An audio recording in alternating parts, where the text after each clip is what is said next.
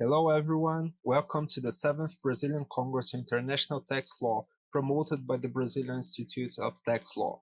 The IBDT is a non-profit association founded in 1974 by Professor Rui Barbosa Nogueira with the purpose of developing tax law in Brazil. Today, IBDT is a reference in international tax law, offering both a specialization and master's degree on international tax law.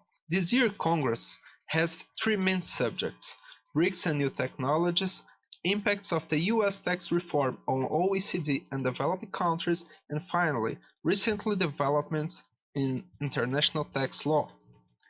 In order to provide an in-depth analysis of these subjects, each panel is structured as follows. A foreign professor introduced the main issues related to each subject, and afterwards, other speakers, Brazilians and foreigners, will provide some commentaries and share his country's experience on the subject. We hope you enjoy. Muito boa tarde, senhoras e senhores, sejam todos bem-vindos à segunda sessão, Preços de Transferência. Nós temos já aqui a mesa composta com a doutora Raquel Novaes, mestre em Direito Tributário pela Pontifícia Universidade Católica de São Paulo e sócia do Machado Meyer Advogados na área tributária. Temos também o Dr. Thomas Balco, doutor em Direito e chefe da área de Preços de Transferência da OCDE. Dr. André Dantas, professor de Direito Tributário da Universidade Federal de Pernambuco. Dr. João Francisco Bianchi, doutor pela USP, advogado e professor do IBDT. Doutora Natália Quinones, professora de Direito Tributário Internacional na Universidade dos Andes, em Bogotá, e sócia do Quinones Cruz, em Bogotá também. O Dr. Brista Tsao, professor de Direito Tributário na Universidade Central de Finanças da China. Dr. Vitor Machekin, professor de Direito Tributário da Academia de Direito de Kutav, em Moscou. Doutora Jennifer Roosevelt, professora da Universidade da Cidade do Cabo. Então, senhoras e senhores, iniciando esse painel com a palavra a doutora Raquel Novaes. Obrigado. Boa tarde a todos. Agradecendo aí a presença dos professores que compõem esse painel e de toda a presença de vocês também. Nós daremos início ao painel. Eu pediria aqui em nome dos componentes da mesa que os senhores desligassem os seus celulares para permitir que eles não interfiram com o andamento das discussões. Agradecendo aí o nosso mestre pelas apresentações já feitas e sem mais delongas, eu já passo a palavra a Thomas Balco, que vai começar o nosso painel. Por favor, Thomas.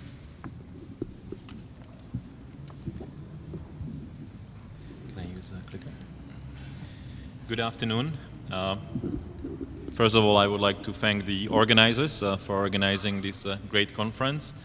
I have been honored to be able to visit some of the conferences of IBDT in the past and also observe the organization as it is evolving and maturing.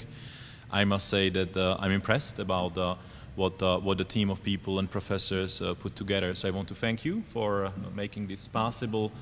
But also to all the organizing team, Mateus and other people who are doing the things in the background for making it possible for all of us together here. Our panel is quite exciting. I think that we will hear different perspectives. I will start with the perspectives, let's say from the OECD side. I chose the topic, the transfer pricing rules in the perspective of time, the past, the present, and the future. My presentation will be followed by that of Professor André. He will talk about the Brazilian perspective, and also Professor João, who will propose ideas, as I understand, what he thinks could be the options for the way forward. The reason why I chose this title for the presentation is basically to try to understand where did the transfer pricing rules emerge from. Why do we have them as they are today? I would like to go back also to the objectives. Why do we have transfer pricing rules? I will also try to point out the tools and means that countries are using and how these tools are evolving over time also to achieve the policy objectives. And also I will try to speak openly about the current issues and also tensions we have in the transfer pricing rules. I will also try to outline what I see may be happening in the future of transfer pricing rules on the international level. Transfer pricing rules are not the main or the rules of the OECD. I would actually like to explain that the origin of the transfer pricing rules and the arm's length principle that we use today originates back to the time of the League of Nations. The arm's length principle has emerged as a principle from the work of the League of Nations, which started in 1920s. 1923, the four economists already started to think about how to allocate profits between different jurisdictions. And the work has been then carried on, especially in the 1930s, by Mitchell Carroll. You may know this name because it is being celebrated on IFA congresses. It was Mitchell Carroll who actually proposed that we should move forward and the world should focus on one principle in terms of elimination of double taxation and also preventing profit shifting, and that was the arm's length principle. So it was Mitchell Carroll's work and his persuasion which actually made the world embrace this standard and choose it as a path to follow for the next decades. I compare these decisions to very fundamental directions, which are not so easy to change. I would compare it either to a situation of when you are building a railway and you put a train on it and the train then goes. And the train is the world economy and the countries with their existing policies. It's not so easy to just turn the wheel and get out of the track. You can derail, basically.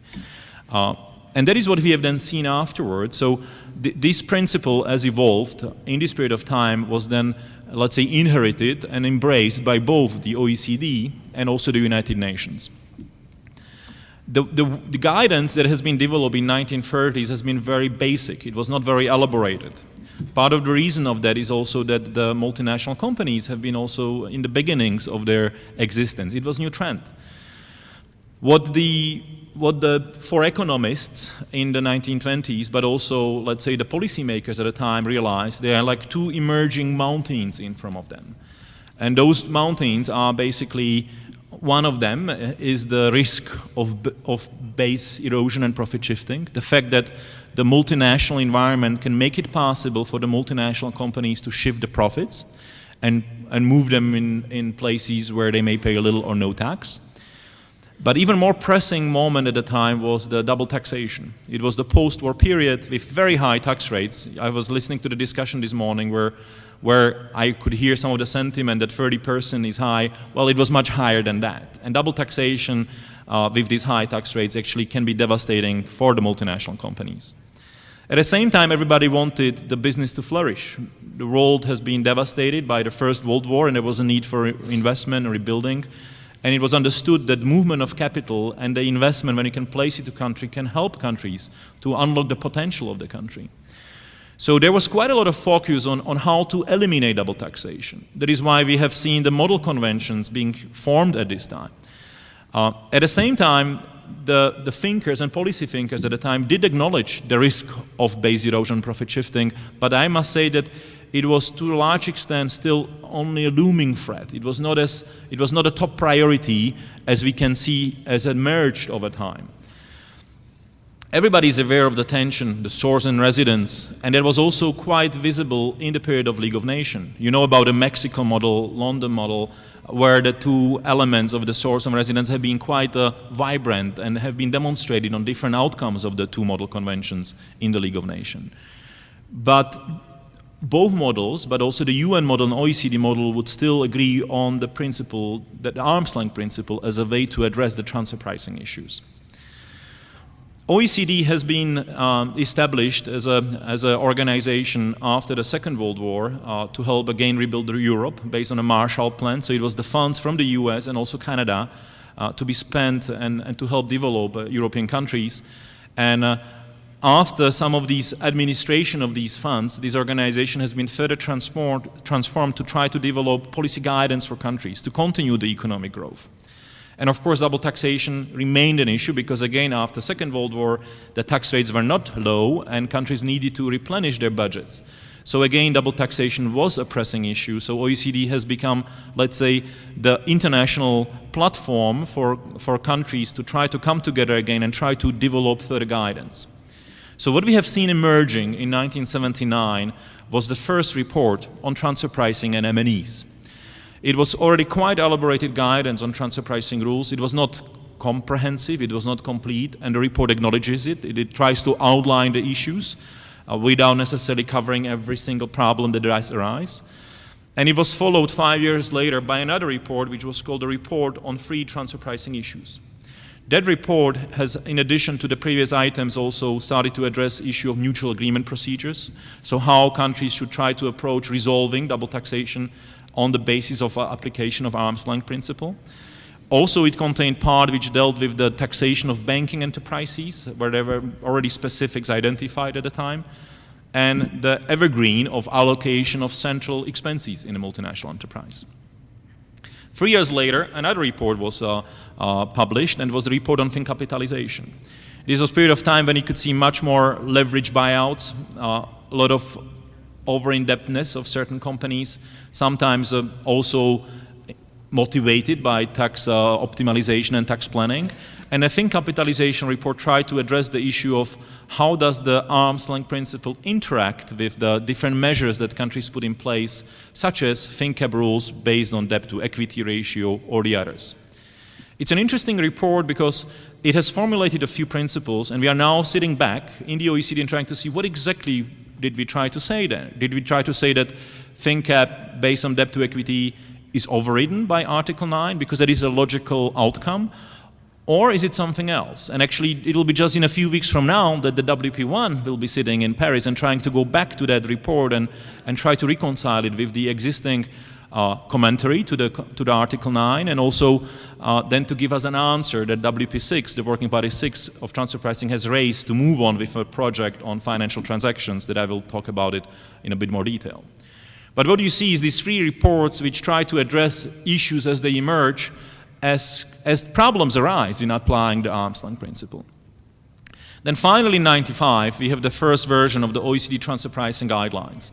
So this is already an attempt to package the issues in a comprehensive guidance that would be useful both for the tax administrations in applying the arm's length principle and resolving the disputes arising from that, and also the multinationals to understand what is expected from the side of tax administrations.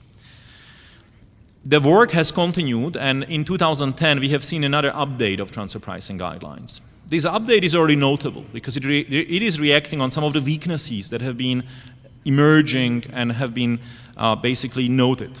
One of them, and very notorical, lack of comparables. It was acknowledged that we don't have enough comparables to be able to apply arm's length principle in a perfect manner in all situations. Another issue that was already identified at the time was that you don't always get the best outcome if you only use one-sided methods. Oftentimes, it is easier to try to analyze only one entity in the group and try to identify the functions, assets, and risks, and then try to make conclusions. And what already then the tax administrations realized, if you focus only one entity in the group, you may miss the bigger picture. And you may end up with situations where profit end up in different locations where there is not much substance. So it was the profit methods which have been added in the transfer pricing guidelines, actually already in 1995, but then the guidance has been elaborated in 2010. So it was profit splits method and TNMM method, which has been also becoming part of the guidance. And it was what? It was response to problems that were identified in the time.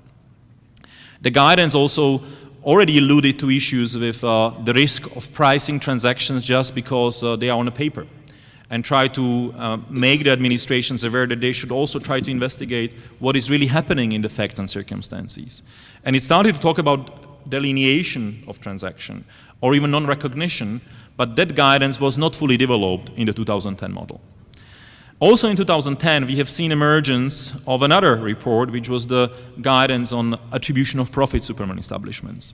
And there we saw an attempt of bringing the attribution of profits closer to the guidance on transfer pricing. In other words, bringing Article 7 analysis closer to Article 9 analysis. We know that not all countries have been happy with that outcome, even during the negotiation.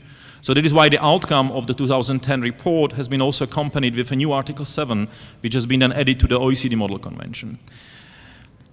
Finally, the most, I would say, or another important milestone that we have seen in the evolution of guidance on arm's length principle is the 2017 update of transfer pricing guidelines. Here we see that the issues that have been already emerging before the BEPS projects, such as what is happening with the intangibles and how easy it is to move intangibles in a many group. And of course, by moving the intangibles in a low-tax jurisdiction and also allocating risks, oftentimes on a paper, you end up with a result that the profits are not properly allocated. And you will experience more situations of base erosion and profit shifting. And Andre will be actually elaborated with some statistics in his presentation. So these problems have been identified, and the BEPS project came at a time when the WP6 have been already discussing these issues for some time. So it was not like the BEPS project has unveiled things we didn't know about, but it was also a process of trying to formulate a guidance that all the countries can agree to. The BEPS project have been unique because it was for the first time that OECD has moved beyond the formation of the club members discussing the guidance. The BEPS project brought to the table the G20, but also more and more other countries, developing countries and other organizations, including ATAF, to discuss this guidance together, because it was seen that there is a benefit that we are not talking about a guidance that the rest of the world doesn't have possibility to discuss and influence. So the table has been becoming bigger and more round, I would say. It has also meant that discussions have been longer, because different countries, the BRICS countries, the G20 countries, have been bringing more issues and more concerns they had on transfer pricing. But what has emerged has been the recommendations from actions 8 to 10, and also action 13, which have been updated in the transfer pricing guidelines. Again, the guidance on delineation of the actual transaction and the non-recognition has been elaborated. The guidance on allocation of risks have been significantly elaborated. The work on intangibles have been completed and made part of the BEPS project, and provides also guidance on how to deal with difficult situations, even in cases the intangible is transferred that you cannot really properly value at a time because you don't know what the price is. There is no comparables for those transactions. Action 13, has brought us a more coherent approach to transfer pricing documentation and also the country-by-country reporting to bring more transparency, to make it possible for the tax administrations around the world to see what is happening in the rest of the world. So that has been evolution of the guidance on the platform of OECD in the last several decades. The work didn't finish. Because when you look in the final report of action of BEPS project, you actually see that in transfer pricing, there have been a lot of unfinished work. And the reasons it was not finished was exactly the fact that the group has become bigger. And the group had different views. So we had representatives of China, which have specific perceptions or views they wanted to be reflected in the guidance. We started to have colleagues from Brazil coming and attending these meetings. And of course, those discussions took longer, and not all the guidance was finalized. So part of the work that I inherited when I joined OECD was actually to continue the work to finalize the BEPS project in this respect. I will tell you a bit more in the next slides. I also want to acknowledge the work of United Nations. United Nations Committee of Experts has been providing the alternative on different aspects of international tax policy. Since 1980s, when the first model convention, UN model, has been issued and has been updated several times since then. In addition to the model convention, the UN has also developed a UN manual on transfer pricing for developing countries. And this manual, to a large extent, follows the key fundamental principles that you can also find in the transfer pricing guidelines of OECD, but also provides additional chapters with country practices. So it shows how other developing countries struggle with different challenges in respect of application of arm's length principle. It doesn't embrace any of these approaches like this is the right way, but provides transparency and information about what could be the options to deal with the challenges.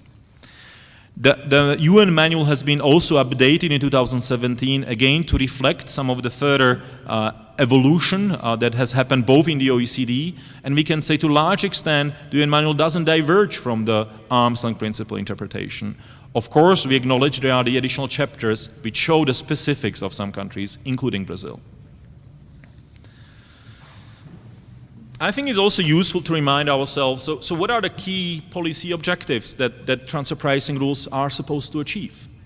And as I mentioned, as the policy thinkers already 80, 100 years ago in the League of Nations period of time, they saw these two emerging mountains, and they have chosen arm's length principle to be guiding them through that.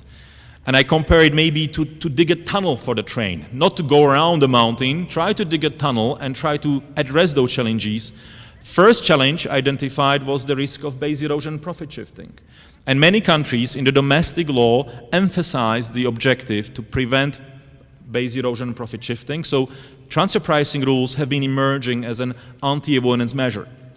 And when you look into the legislative history of Brazil, that was also the objective of the existing rules we have in place in Brazil.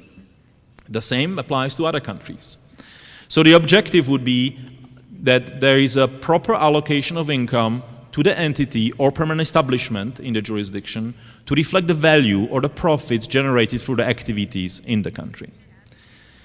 The other equally important objective, which has been dominating the work of international organizations, both the OECD and UN, has been the objective to prevent double taxation.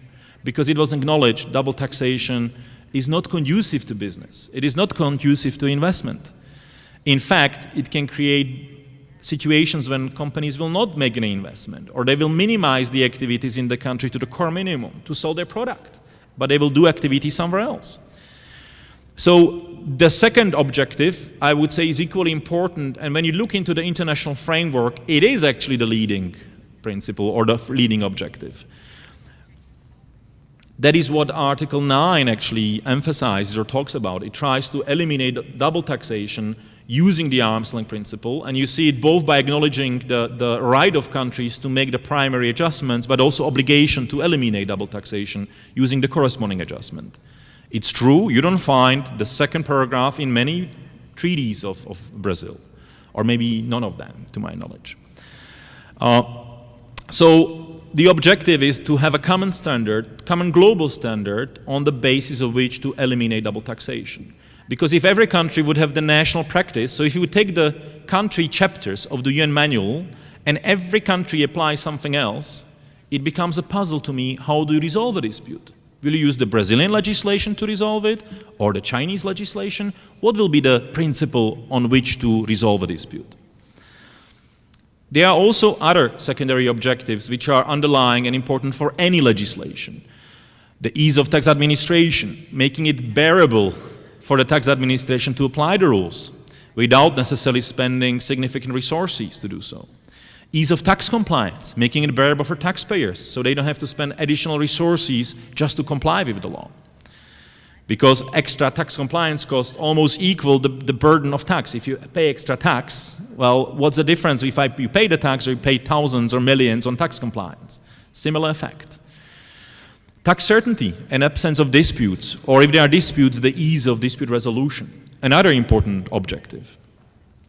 The secondary objectives may be emphasized in some countries. They may think, oh, this is good because we achieve ease of administration or ease of tax compliance. Now, we acknowledge and we think it's very important, but at the same time, I would not lose the primary objectives from the side. Because the fact you make your administration, you can make it easy to apply, but you actually don't stop base erosion and profit shifting, then what exactly did you achieve? Did you assure the right collection of the right amount of revenue in the country? And of course, arm's length principle also doesn't make it easy. There is a lot of critique of arm's length principle because it's not easy for the tax administrations to apply. It's very resource intensive. It's also not easy from the side of tax compliance. Taxpayers do spend significant resources to comply with the transfer pricing rules. On the tax certainty, we know there are a lot of MAP disputes. They are not all transfer pricing disputes, but significant disputes internationally include transfer pricing cases. So when you would evaluate the OECD guidance or principles on transfer pricing with these principles, you would not give full scores. And that is why OECD has been working hard and trying to improve on different aspects. One thing I didn't mention in 2017 guidelines, which I found important, is the guidance on safe harbors. The work on safe harbors has been another work that acknowledged lack of comparables, difficulty of tax administration and tax compliance. It was in 2013 the guidance was actually prepared but everybody was carried away by BEPS project. It took us until 2017 to bring it into the guidelines. So while OECD has been in the 1995 or 2010 version still refusing or not recommending safe harbors, we flipped. We acknowledge there is a benefit of it, exactly for this purpose, to achieve these secondary objectives. In terms of the tools and means to balance the objectives, the policy objectives I mentioned, you can see the growing focus on bilateral and multilateral efforts. You see focus on joint administrative initiatives. So countries realize when you do unilateral tax audit, you may not see the full picture, and you are very likely to draw yourself to a wrong conclusion. So joint audits or simultaneous audits make it more likely for the tax administrations when they collaborate to understand the issues together, inform themselves, and they even try to come to a joint outcome. The joint result would, in most cases, already eliminate double taxation. Joint risk assessment initiatives. The new project has been launched. It's a pilot stage of a project. It's called ICAP. This is a project where several tax administrations, there are 7 of tax administrations who start to work together to analyze risks of selected multinational companies, to identify what is the structure of the company, where are the risks for transfer pricing, and how to best approach it, also from other BEPS aspects. Finally, we see value in the multilateral exchange of information, and country-by-country reporting is using one of the core pillars, exchange of information, so the countries can share the CBCR reports on the multilateral basis. For the prevention of double taxation, we see ongoing and more encouraged use of advanced pricing agreements, an agreement where the 2 governments can agree together on how to resolve the issue before it even arisen, so agreeing on future transactions. And we see the shift from unilateral APAs, which have been abused to a large extent by some countries, to bilateral and multilateral APAs, because we see there is much more value when the 2 governments agree in advance rather than just one, and the other government will not honor whatever the first government has been saying in terms of prevention of the double taxation. We also see use of safe harbor regimes, and as I said, we are encouraging it more and more, but we also emphasize the benefit of bilateral safe harbors, which are being negotiated together with countries. So safe harbor would allow something what Brazil does today, but perhaps in a more refined manner, by giving more specifics to the particular categories of taxpayers who may be entitled for a certain range of profit margin, but they would be also still taking account of specificity. So not just giving a fixed margin for the sector, but also looking what happens in that sector. What exactly are your activities? And then determining what will be the right profitability in that situation. And of course, trying to make sure they are bilaterally agreed or even multilaterally. So the other part of the transactions, the other jurisdiction would also accept these outcomes, because then they give true certainty to the taxpayers. For the dispute resolution, we have seen a lot of MAP cases, as I have mentioned. Action 14 of the BEPS project tries to improve the situation both by creating framework to resolve and prevent the disputes, and of course making it a minimum standards. So the countries which are part of inclusive framework actually have to strive to improve the processes to reduce the volume and number of the MAP disputes by effective resolution. A few words about current issues and tensions that still remain in arm's length principle. So as I mentioned, after BEPS, there was a lot of follow-up work. One of those was work on Action 7. You may know we have no new definitions in respect of permanent establishment to challenge some of the abusive transactions when companies try to avoid permanent establishment in the country. So work needed to be done on allocation of profits to permanent establishments. And it has been a process which took for more than 2 years, where countries have been to a large extent disagreeing. Some countries would like that this guidance would acknowledge AOA approach and say this is the right way to do it. On the other hand, we would have a lot of countries from the developing world and also some OECD members who don't follow AOA. And they would say, no, this is not what we should emphasize. We should try to address the other aspects that are important. What were the other aspects? Well, we could find a common delineator. I must say there have been countries that have been coming out and saying, we would like to attribute profits on the full destination principle. In other words, all profits taxed at a PE. Even the manufacturing profits from other countries to be taxed at a PE. So eventually the common denominator is the embracing of the separate entity approach, which is the underlying principle in all the model conventions, both in the UN model and the OECD model. The other work which was left from the BEPS project was guidance on transactional profit split method. This guidance basically makes it more clear and to a certain extent clarifies when it is appropriate to use profit split method. Situations when you have more than, well, two parts of an enterprise or more parts of the enterprise, each of them making unique and valuable contribution to generation of profits.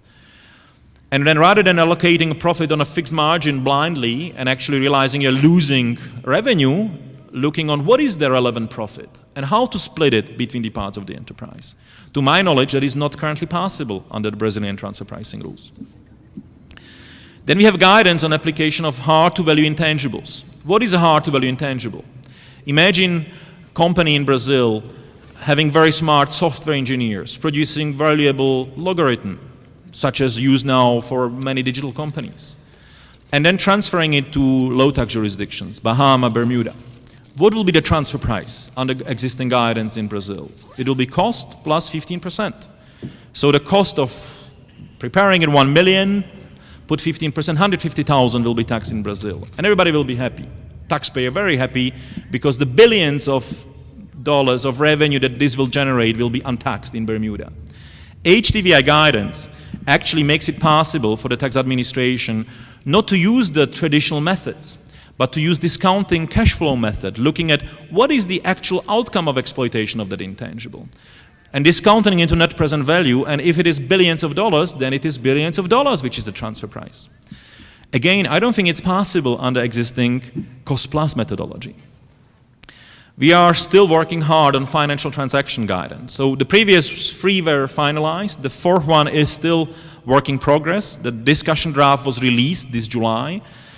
I can tell you there are at least 24 tension points. So countries have different views on how to apply arm's length principle in the situations of financial transactions.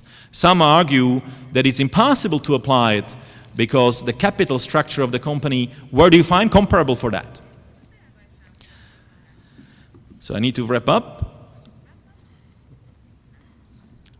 In the post-BEPS period, I see we have still to see how effective is the guidance that was produced. We need to get experience and see whether we have solved the problems.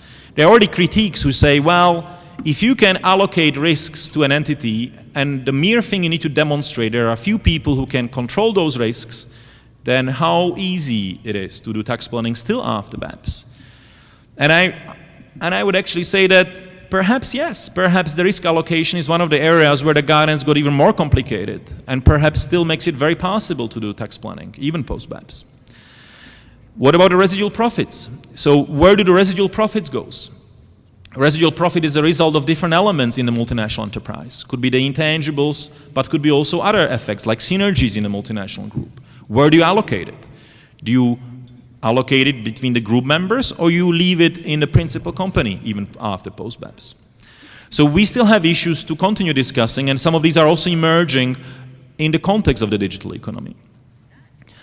Finally, to say, what you see in the BEPS project is that also the countries have realized there are limits to arm's length principle. And the limits are clearly seen in Action 2, the hybrid mismatch rules, basically denying deductions if there is non-inclusion of income, even if the amount can look like an arm's length amount. The same is Action 4, denying deduction of interest, even if the interest can look like arm's length interest. So we can see countries bringing the limits to the arm's length principle and acknowledging it is not solving all the problems in respect of base erosion and profit shifting. The future developments, I think it remains important for us to determine what should be the common standard and how do we keep resolving double taxation disputes going forward. The challenge will be how to make it even more functional and practical and to make sure it's actually globally accepted. Does it have to be arm's length principle? We are not stubborn in the Secretariat. If countries will decide we want to have formula apportionment, okay, we will work with the countries to make it formula apportionment. So it's not that we are married to that arm's length principle. But I need to make countries realize it is those railways which have been built, and if we want to replace them, we have to do it together, and we have to agree on it together. If we fail to do it together, then we will have double taxation. So what is happening, what to expect in the next months and years? Currently, the work is being scoped on Chapter 4, which is the chapter which contains guidance on prevention and resolution of double taxation. It includes the section on safe harbors. It includes section on special risk assessment procedures of countries. We are doing scoping work on Chapter 7, which deals with intra-group services, another important point for developing countries as well. And also, we are expecting that WP1 and WP6 will soon receive a mandate for the digital economy work. You know that the work is done currently in the task force for digital economy. What has emerged in the interim report, 3 very strong views of countries, group of countries which says, no, everything is perfect, things work well, we don't want to change anything. Another group of countries saying, we have to change things fundamentally. Things don't work well in most cases. And there are countries which try to say, well, let's try to ring-fence the digital issue. Let's try to focus on issues like user contribution. And our challenge as a secretariat will be again to try to work out a common solution. So try to overcome the 3 boxes of views and see whether we can make it work as a one common solution. So that is what is ahead of us, and I apologize actually overran despite I was planning to cut it short. Thank you, Thomas. André, você poderia continuar a seguir, falar sobre a perspectiva brasileira do preço de transferência, por favor. Obrigado, Raquel. Boa tarde a todos. Queria inicialmente agradecer o gentil convite do professor Luiz Eduardo Schweire, da Faculdade de Direito da USP, Dr. Ricardo Maris, pelo IBDT, um prazer imenso estar aqui, e dizer que preço de transferência é um tema complexo e que, com certeza, sempre, em qualquer fórum, levanta acaloradas discussões. E o primeiro detalhe que eu chamo a atenção é que é importante a gente lembrar se o Brasil tem ou não a política tributária internacional já consolidada. Eu acho que a gente vem tentando fazer isso, sim, ao longo dos anos, dando um corte temporal desde a 9249/95, a tributação em bases universais, depois a 9430, com preço de transferência, e vários dispositivos onde a gente visualiza Harmful Tax Competition, transparência fiscal, subcapitalização, enfim, a gente tem, sim, um arcabouço jurídico. A gente tem um arcabouço jurídico interessante e que nos autoriza, efetivamente, a dizer que a gente tem uma política sobre tributação internacional. Aí, observem, será que essa política ela está perfeitamente alinhada com a comunidade internacional, especialmente com as determinações da OCDE? Então, eu acredito que a gente tem, sim, um alinhamento, e o detalhe principal que a gente tem que discutir é justamente preço de transferência e solução de controvérsia na questão de arbitragem. O tema de hoje é preço de transferência.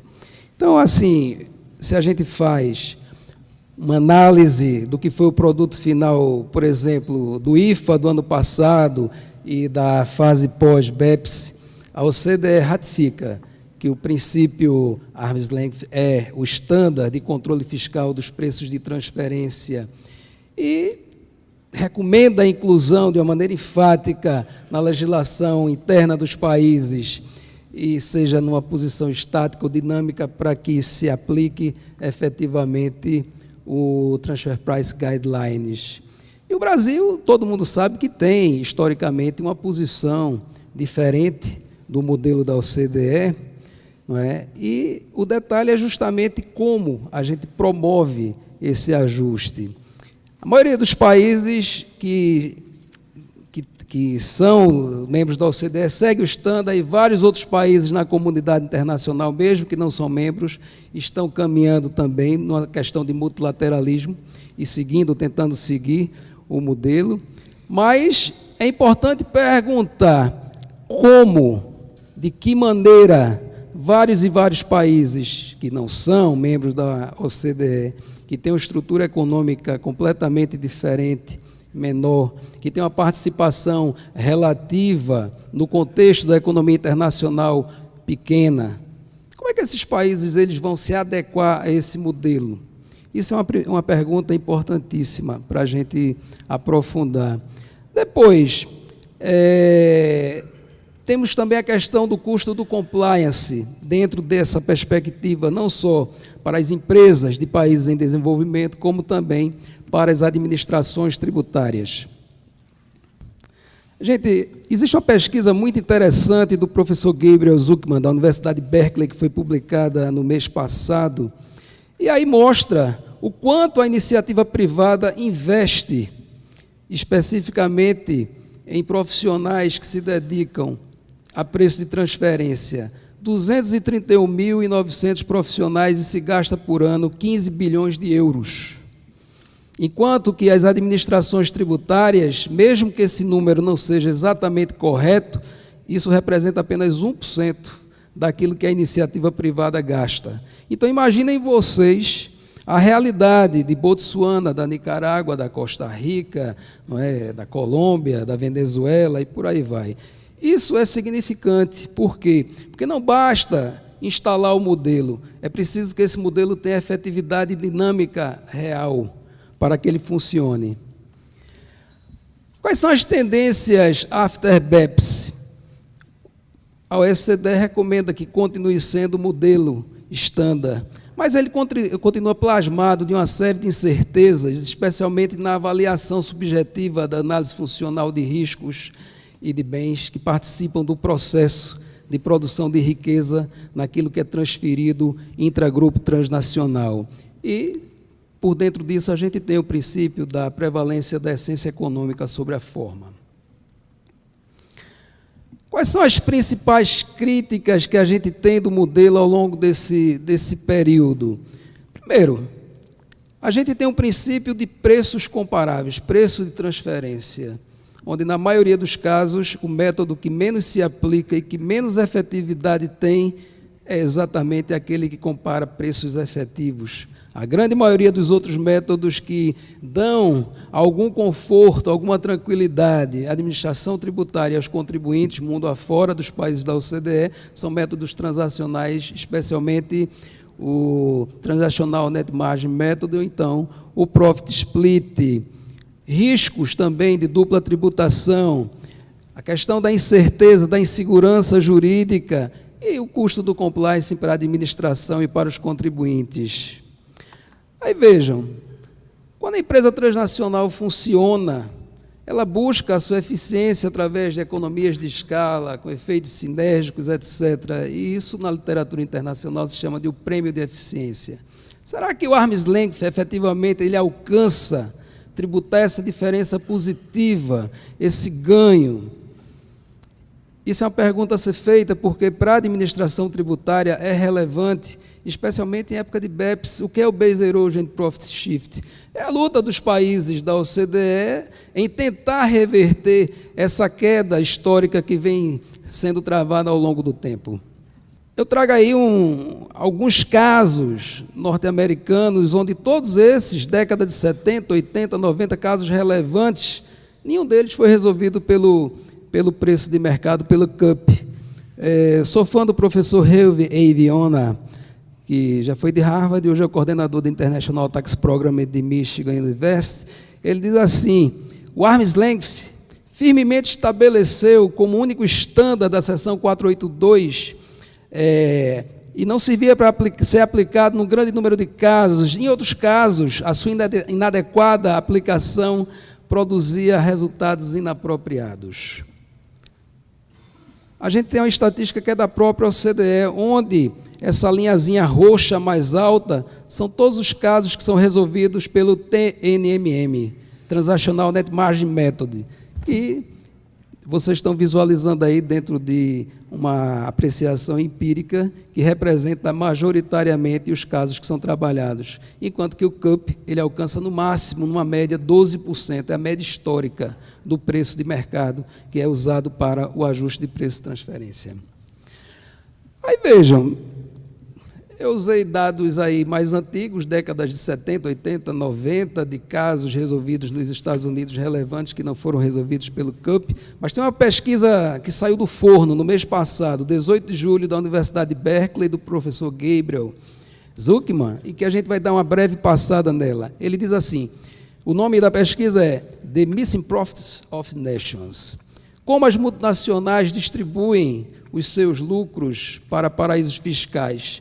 3 são os caminhos. A manipulação intragrupo nos preços de importação e exportação, a questão do juro, que é dedutível na base de cálculo do imposto de renda, e a famosa estratégia de alocação de intangíveis. E tudo isso, todos os 3 temas, estão intrinsecamente vinculados a preços de transferência.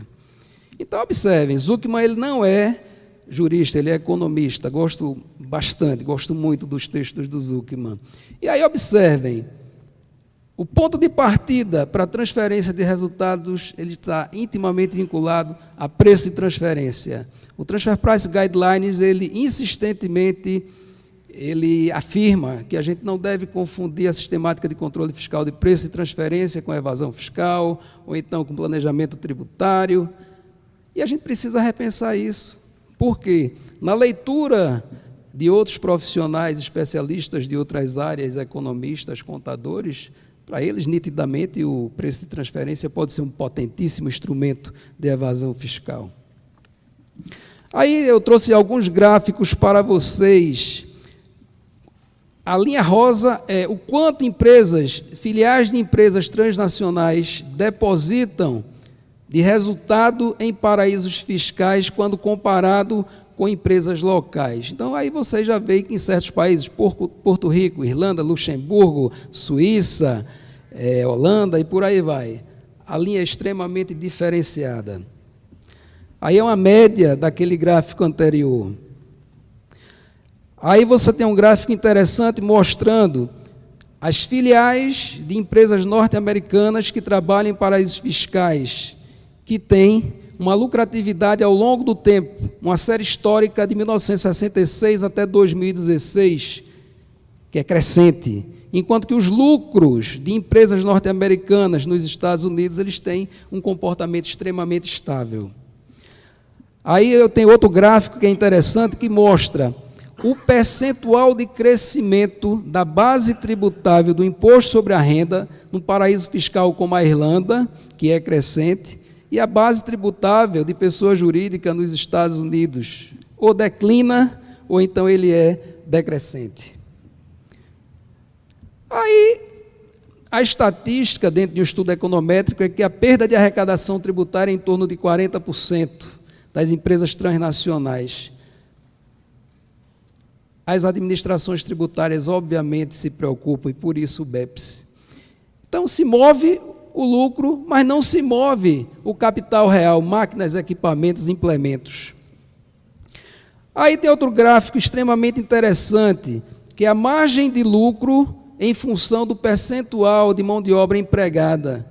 É uma coisa estratosférica, anormal. Por exemplo, indústria química no paraíso fiscal é 450% mais lucrativa do que no país de tributação normal. Em Singapura, aliás, a próxima indústria ali daqui eu não estou enxergando. Computadores. Também, 550% mais rentável, mais lucrativa. Armazenagem, 400%. E por aí vai, uma série econométrica que mostra como os lucros são transferidos. Então, isso é um estudo empírico. Nós, da academia, do ponto de vista jurídico, a gente tem essa função de discutir a norma, de observar a qualidade da norma, a aplicação da norma, se do ponto de vista econômico e social ela é justa, mas aqui é um estudo econométrico que ele dispensa maiores apresentações no sentido de mostrar que existe sim uma distorção muito grande. Bom, algumas reflexões. Depois de tudo isso, em tempos de multilateralismo, nós necessitamos refletir se e em que medida o BEPS é relevante para o Brasil, considerando a sua legislação doméstica de preço de transferência especificamente. Quais são os prós e contras Que relação se estabelece entre imperialismo fiscal internacional, que pode promover tax colonization, que já tem vários textos escritos sobre isso, inclusive meu amigo Sérgio André Rocha tem um texto fantástico sobre tax colonization, e que vai ferir a soberania tributária. E observem vocês, de 2009 para 2010, o Brasil ocupava a 5ª posição, a 6ª posição, quase chegando na 5ª posição de maior economia do mundo. Com toda a crise, hoje a gente ainda está em 9º lugar. Mas eu não posso falar só do Brasil, eu digo muito isso aos meus alunos na universidade. Quando a gente trabalha economia internacional e direito tributário internacional, eu preciso saber que tem Nicarágua, Uganda, Luanda, Botsuana, existem vários outros países que estão nesse contexto. Aí vejam, o Brasil ele tem buscado alinhamento, sim. Eu não vou ler todas essas recomendações das quais o Brasil fez parte, mas a gente tem, na medida do possível, aderido às recomendações da OCDE. Em julho passado foram mais 9, que agora a gente já soma, creio que 52. Exato, mais uma. Aí observem, lá atrás, em 1996, quando houve a promulgação da 9430, lá estava explícito que a gente tentava estar de acordo com as regras adotadas pela OCDE, para evitar práticas que ferem os interesses nacionais com a transferência de resultados para o exterior através da manipulação de preços. Isso está escrito na exposição de motivos da 9430. Aí vejam, qual era a posição da OCDE em relação ao Brasil naquele tempo? Embora os métodos mencionados nessas regras aparentemente estejam influenciados pela OCDE, pelo Transfer Price Guidelines, eles são, de longe, compatíveis com o conceito internacional da OCDE, das regras da OCDE para determinação e aplicação dos preços de transferência. Isso está escrito lá no boletim do BIAC de 97. Então a OCDE questionava, afinal de contas, as normas brasileiras, elas seguem o modelo da OCDE? Então, o modelo brasileiro apenas aparentemente, ele estava inspirado no modelo da OCDE. E o que é o nosso modelo? Vejam só, existe uma possibilidade do Brasil tornar-se membro da OCDE, mas a gente sabe que a partir de 1º de janeiro existe um horizonte de interrogações. A gente não tem a menor ideia, ninguém na plateia ou em qualquer lugar do Brasil ou do mundo pode dizer vai ser fulano o próximo presidente. E o que é que ele pensa do ingresso do Brasil na OCDE? Isso é importante. O que é que tem o nosso modelo? Ele protege, sim, uma base de arrecadação tributária. As empresas transnacionais que aqui operam sabem, se eu quero operar no Brasil, então, a gente tem margens fixas, mas isso dá uma tranquilidade de previsibilidade, isso dá uma garantia também em relação à segurança jurídica e é prático. Em resumo, esses são os detalhes. Aí observem, você pulou 2. O que é que a gente acha importante refletir? A legislação brasileira, ela precisa de ajustes, e já demandava esses ajustes há muito tempo. A gente sabe disso. Mas a gente não pode trocar um modelo e simplesmente importar outro modelo, que a gente sabe que vai ter uma série de repercussões, uma série de consequências, sem a gente discutir esse modelo. Então, a proposta que eu acho interessante é visualizar o que é que tem de bom no modelo brasileiro e pode ser ajustado. Por exemplo, o que é carro-chefe? Discutir um escalonamento de margens de lucratividade por setor da economia. E dentro dessa perspectiva, um estudo profundo, um estudo econométrico que dê uma tranquilidade de que aqueles setores que estão ali naquele documento técnico produzido, efetivamente, eles se sintam tranquilos de que a margem de lucratividade ela é honesta. Como vamos tratar a questão de royalties, como vamos tratar a questão de juros, como vamos tratar especificamente intangíveis, tudo isso é tema a ser discutido e a trazer ao debate envolvendo a administração tributária, a academia, escritórios, as empresas, etc. Enfim, tem uma série de temáticas que são importantes que a gente traga para discutir no sentido de ajustes à legislação brasileira e colocarmos na balança o que é que tem de interessante para a gente poder absorver do modelo da OCDE. E aí eu faço, para finalizar, que meu tempo está acabando, algumas reflexões. Da mesma maneira que a gente tem recebido no Brasil a delegação da OCDE, o que é que a OCDE tem a aprender com o modelo brasileiro? O modelo brasileiro é um modelo prático, de uma aplicação muito direta, que tem uma série de problemas, mas que pode ser rediscutido, assim como também a própria ONU recomenda para países em desenvolvimento a metodologia brasileira. Então, para finalizar, eu acho que a gente está vivendo um momento de multilateralismo, e multilateralismo determina especificamente diálogo, sentar, conversar, aprofundar, ver o que podemos ajustar e melhorar e ver o que podemos importar da legislação internacional e do estándar do modelo da OCDE. Muito obrigado. Obrigada, professor André. Professor Bianco, por favor. Boa tarde a todos. Para mim é uma grande alegria, um grande prazer estar aqui participando dessa mesa, especialmente na companhia de velhos amigos, alguns não tão velhos, e também de novos amigos. O grande desafio aqui é falar sobre preço de transferência para vocês depois do almoço e mantê-los acordados para discutir um assunto tão técnico quanto esse. Mas, de qualquer forma, depois de ouvir o Thomas falando sobre a posição do OCDE sobre esse assunto, e depois de ouvir o André falando também, representando a academia, mas também o André está participando das discussões sobre as modificações da legislação brasileira dentro do governo, eu pensei humildemente, como um mero advogado médio, tributarista médio, vir aqui falar um pouquinho sobre a posição dos contribuintes.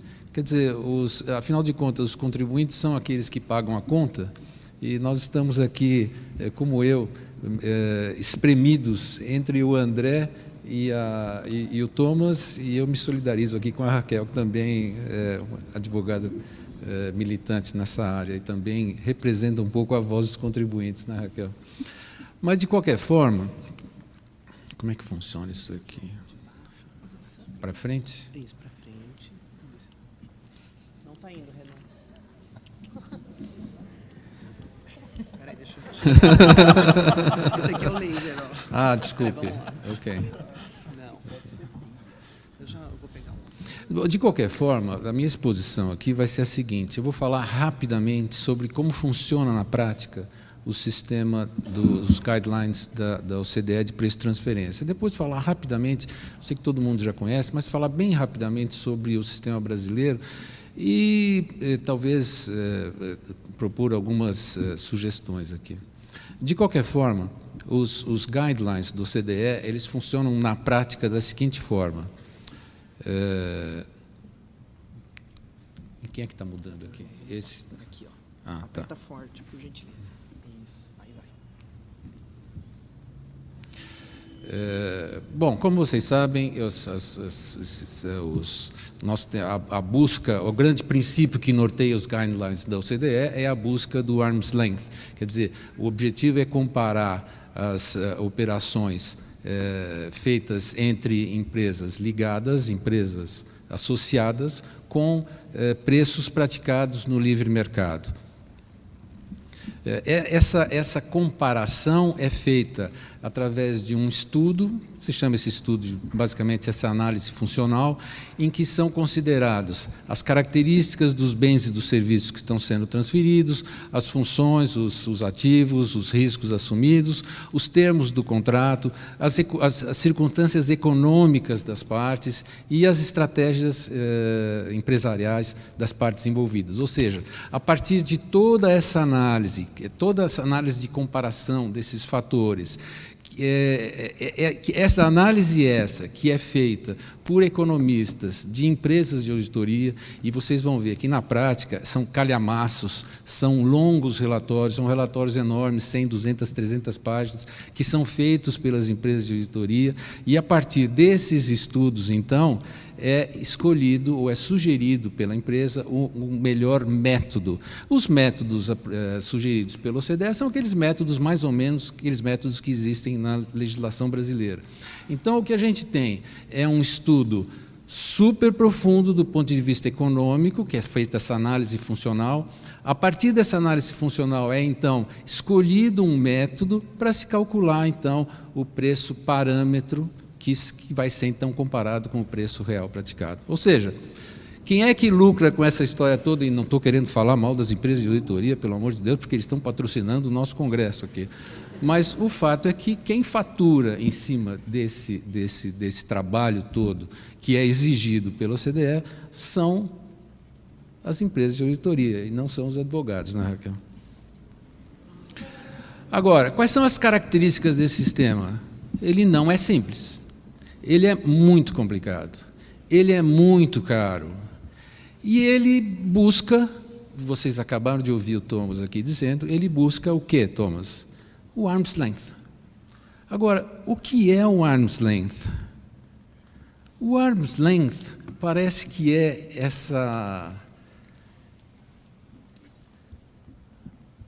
um santo graal, essa busca obsessiva pelo santo graal. E esse santo graal, Thomas, está perdido. É inatingível. O arm's length nós não vamos conseguir atingir, porque o ideal não existe. A gente tem que trabalhar com o razoável, com o bom, com o mais ou menos. Mas o ótimo não existe, Thomas. É uma questão de custo-benefício. Então, essa busca obsessiva da OCDE pelo arm's length é uma busca insana. Nós temos que nos aproximar do arm's length, mas atingir o arm's length é difícil, é complicado. Agora, como é que funciona o sistema brasileiro? O sistema brasileiro, vocês conhecem, tem os nossos métodos. Mais ou menos os mesmos métodos são preconizados pelo OCDE, estão lá os métodos listados na lei. O contribuinte escolhe, não precisa justificar, não tem estudo, não tem análise funcional, não tem custo, simplesmente ele escolhe o que é melhor para ele, o mais simples, o mais barato, escolhe e aplica. Quais são os métodos? Como vocês podem ver, na importação, tem aqueles métodos, mais ou menos. Vocês podem ver que tem o Cost Plus, tem uma margem de 20%, o Resale Price Less Profit tem essas margens variáveis de 40% a 20%, dependendo do ramo de atividade, e no caso das exportações também, mais ou menos, tem o Cost Plus, mais 15%, o Wholesale Price, o Retail Price, mais 15%, mais 30%. Como vocês veem, os métodos, eles são baseados em cima de margens fixas, margens pré-fixadas de lucro. Quais são as características, então, do nosso sistema de transfer price aqui no Brasil? Ele assegura uma margem mínima de tributação, o que é bom para o governo está satisfeito com isso. Para os contribuintes, ele dá certeza, ele dá segurança, ele, de uma certa forma, diminuiu bastante a litigiosidade do sistema. Nós tivemos uns problemas na época da implantação do sistema, mas foram problemas localizados, um problema de ilegalidade da instrução normativa, mas não tem nada a ver com o regime, com o sistema. O sistema hoje está funcionando, ele é prático, ele é simples, ele é barato. Agora, quais são os problemas do nosso sistema? Ele tem um pouquinho de dupla tributação, sim. Tem. A gente tem que reconhecer. Ele dá um pouco de dupla tributação, sim. E ele dá também uma possibilidade de haver uma dupla não tributação. Existe uma certa margem de manobra do contribuinte, e realmente o sistema aqui ele dá, às vezes, dupla tributação. É possível que o contribuinte consiga operações em que ele vai obter dupla não tributação. O Brasil não tem o artigo 9.2 dos seus tratados, o que também é um problema, não tem ajuste correlativo, e o Brasil não tem a arbitragem. A nossa Instituição Normativa 1669 é um MAP, mais ou menos, mas também ela é de aplicação limitada, ela se aplica, quer dizer, limitada não, no sentido de que se aplica para discussão de qualquer item dos tratados, mas não é um instrumento específico para preço de transferência. Agora, vamos analisar aqui honestamente o nosso regime. O que ele tem de bom? Ele é simples, ele é fácil, eu já disse. Ele possibilita uma escolha livre do método pelo contribuinte, e ele não exige essa análise funcional. Isso é bom no sistema. O que é ruim? São essas margens fixas de lucro. E a aplicação desse sistema de margens fixas, o que ele traz é um distanciamento do arm's length aqui do Thomas. Quer dizer, o nosso sistema, ele busca o arm's length? Não, não busca. Mas ele é simples, prático, fácil de aplicar? É. Então, ele tem vantagens e tem desvantagens. Onde é que está o nosso problema? Está nas margens fixas de lucros. Então, qual é a minha humilde proposta aqui, que, aliás, já foi colocada na mesa, não estou inovando em nada aqui, é fazer um sistema de margens fixas flexíveis. São fixas e são flexíveis. Quer dizer, a proposta aqui é dividir ou fazer um range de margens de lucros dividido por setores da economia, com critérios transparentes, critérios discutidos pelos setores, em que sejam feitas análise da lucratividade do setor por entidades independentes, por exemplo, a FIP, que é uma fundação independente aqui do Estado de São Paulo, que tem know-how para fazer cálculo de margem de lucro de setores da economia, porque eles trabalham para o governo do Estado de São Paulo, e eles, nesses estudos, eles é que dão subsídios para o governo do Estado de São Paulo calcular as margens de lucro que são usadas no ICMS para efeito de substituição tributária. Como os estrangeiros vão ter dificuldade de entender, mas o nosso regime de VAT, de substituição tributária, tem uma margem de lucro que é aplicada por setor. Quem calcula essa margem de lucro é a FIP. Por que então o governo federal não faz um convênio com a FIP, a FIP poderia calcular as margens de lucros por setores, e essas margens seriam aplicadas, então, para efeitos também de preço de transferência.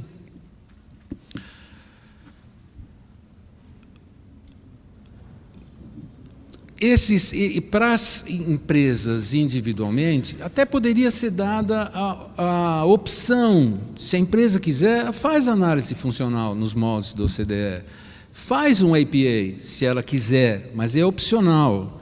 Mas poderia, para o mercado, para o setor, fazer essas margens flexíveis, fixas e flexíveis de margem de lucro, que seria um sistema não perfeito. Não existe perfeição, Thomas. O que existe é uma aproximação dessa perfeição. E a gente tem que ver o custo da aproximação. Me parece que esse sistema é um sistema simples, barato e bastante próximo da perfeição.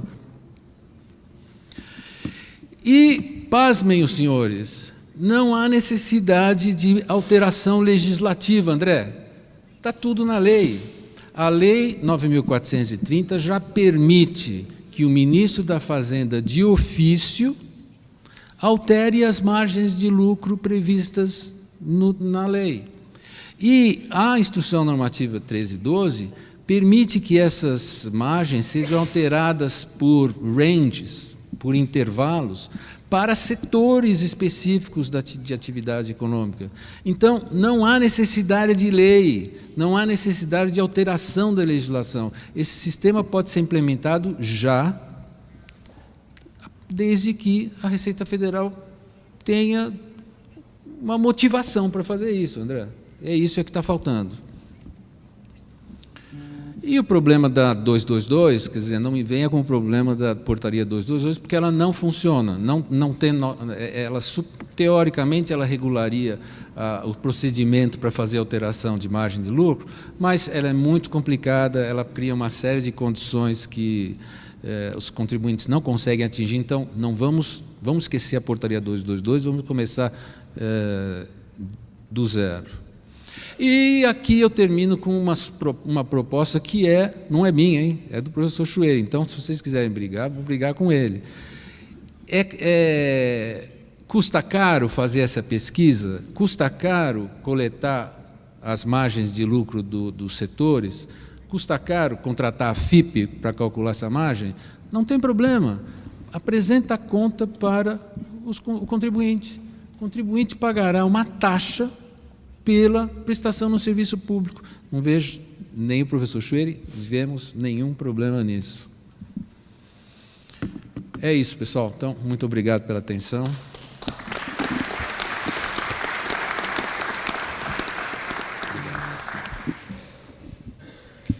Muito obrigada, professor Bianco. Antes de chamar os nossos comentadores para os comentários, eu entendi que aí existe uma provocação que eu tenho que reverter, tanto o professor Thomas quanto o professor André, e ouvi deles. Ou seja, pelo que eu entendi, professor Bianco, não é que o problema esteja nas margens fixas. O problema é que as margens fixas se distanciam do princípio arm's length porque elas são não realistas. Elas não buscam imitar a realidade de mercado, que é a função, que é o guia, que está na essência do princípio arm's length.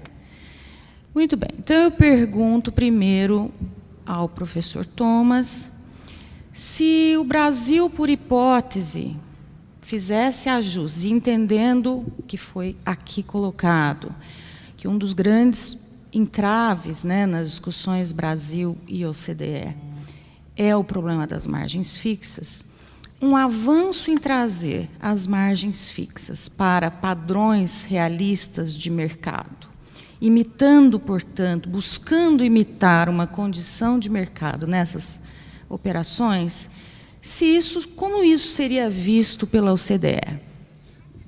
So, a few remarks here. First remark, the OECD. I saw a quote from André saying OECD published a report. It was the BEAC by the OECD. It was the view of business that you were quoting. There is OECD as an organization, and there is the OECD member states, and there is OECD Secretariat.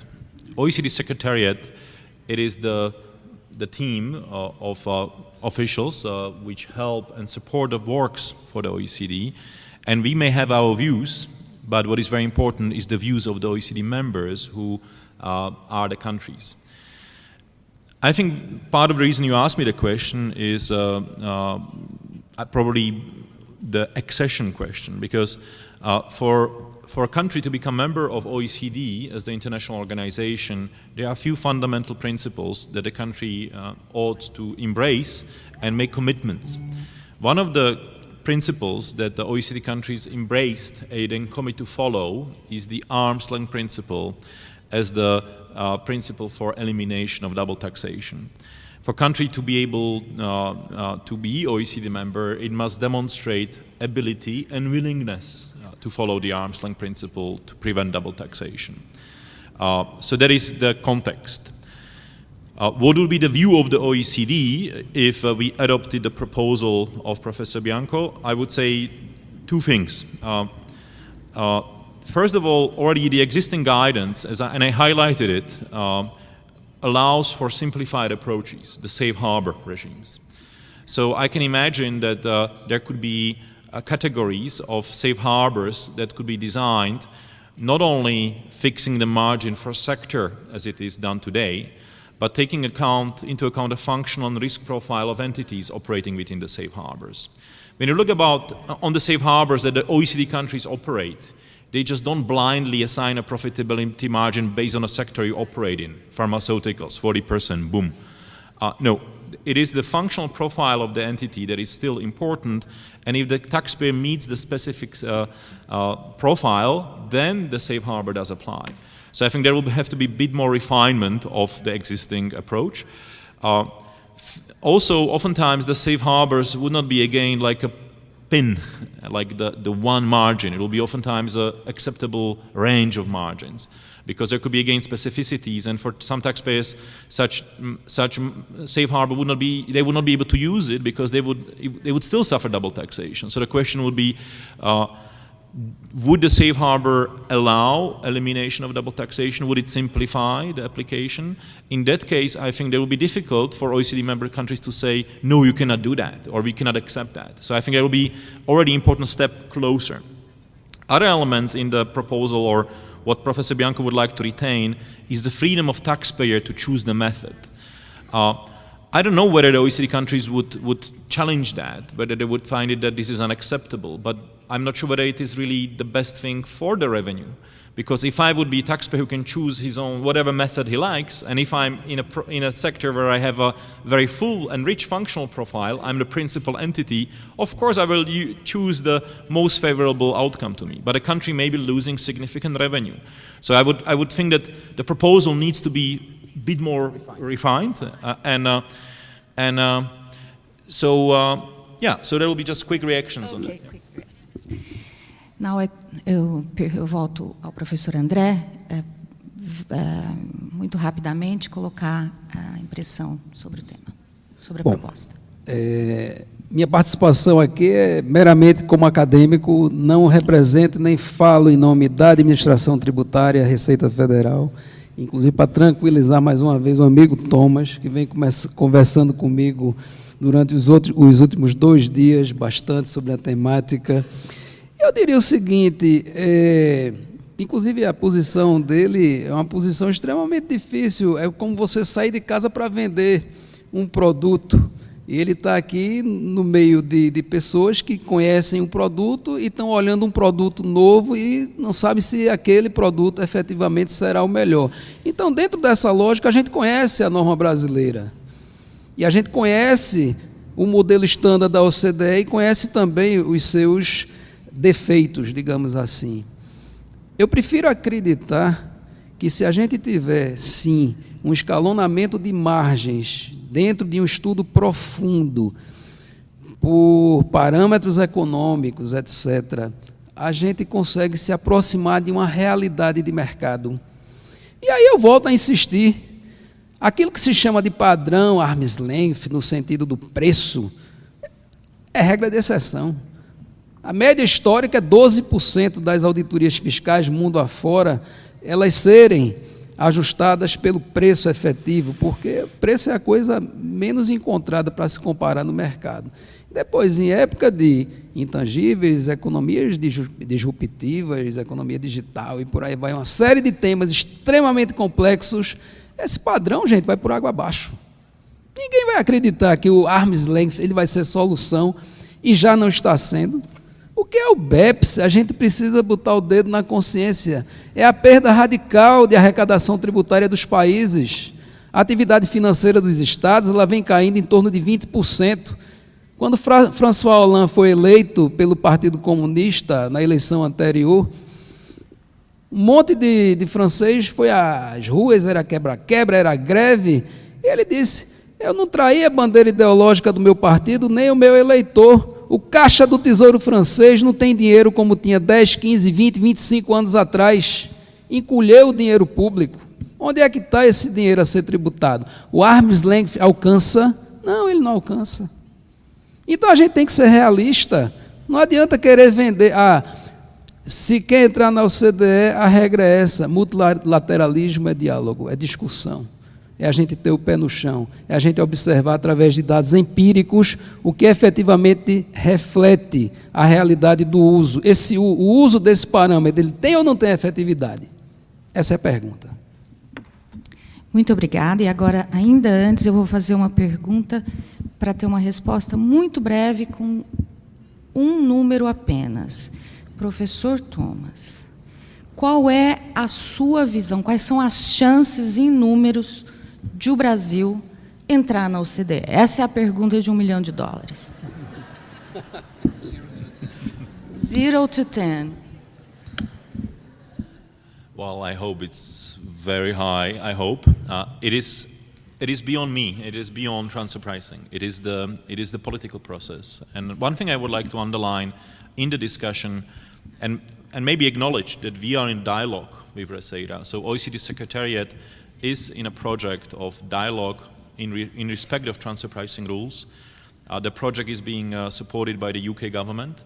And the project is currently in the phase of in-depth analysis of the existing transfer pricing rules in Brazil, where we discuss both the existing rules and how they differ from the OECD. So we are going chapter by chapter of transfer pricing guidelines and identifying what are the divergences, what are the gaps, and what are the implications of those gaps. And I think one of the very important messages we got from Reseda is that they realize there is a value in looking at existing transfer pricing rules, irrespective of accession. So whether Brazil joins or not, I think that there was realization that the transfer pricing rules need to be further refined. They have been clearly based on the 1979 report. So that is the very first report of OECD on the subject. They have been informed and inspired, but we have moved, we have evolved. And I think that colleagues in Reseda see value of bringing more elements in the existing system. Thank you. Professor André, a mesma pergunta. Quais são as chances do Brasil se adaptar e entrar na OCDE, na sua visão? Vamos lá. Chances, um númerozinho assim. Eu não vou dar número. Assim. É impossível, Raquel. Por mais que eu quisesse, eu não sei responder essa tua pergunta. O que eu posso te dizer é o seguinte. Antigamente, a OCDE namorava com o Brasil. A OCDE vivia convidando o Brasil para ser membro. E, de uma hora para outra, muda a concepção do poder político nacional a partir do impeachment da presidenta Dilma e o Brasil passa a namorar a OCDE, ou seja, inverteu-se a relação de amor. A verdade é essa. Inverteu-se a relação de amor. Então, uma coisa é quando você é cortejado, outra coisa é quando você passa a desejar alguém. Então, a partir de 1º de janeiro, a gente não sabe o que é que vem.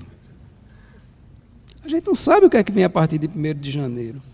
Eu não tenho a menor ideia desses que estão aí se candidatando, quem vai ser o presidente. Eu não tenho. Agora,